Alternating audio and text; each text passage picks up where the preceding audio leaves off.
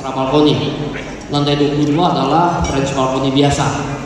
Jadi Bapak Ibu bisa keluar dari master bedroom, kita punya balkon ekstra tambahan sendiri.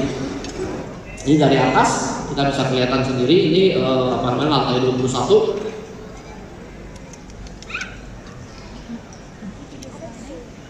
Ya, kita juga bisa melihat yang ini ya. Ini adalah ekstra balkoninya. Di atasnya tidak ada karena justru di lantai 21 ada kelebihan balkon. Oke, kita bisa lihat ini dari sisi fasad gedung. Keunggulan keempat adalah unit ini tidak banyak. Kita hanya ada 4 unit. Tadi saya dengar di belakang sudah ada 1 unit di reserve oleh salah satu customer.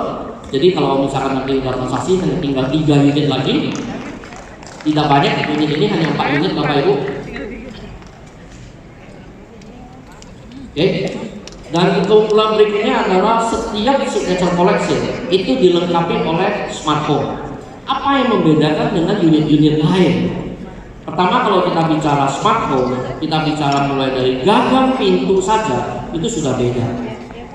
Mulai dari gagang pintu saja itu sudah ada smart door lock. Bapak Ibu bisa membuka pintu pakai pin, pakai fingerprint, ataupun pakai kunci manual.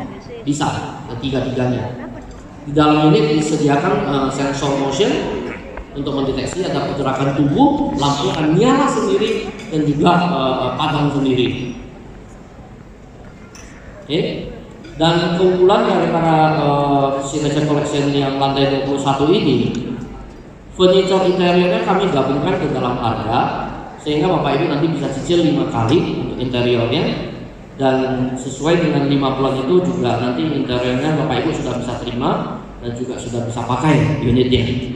Atau Bapak Ibu ingin membeli dengan cara bayar KPA, furniture tersebut sudah masuk di dalam harga.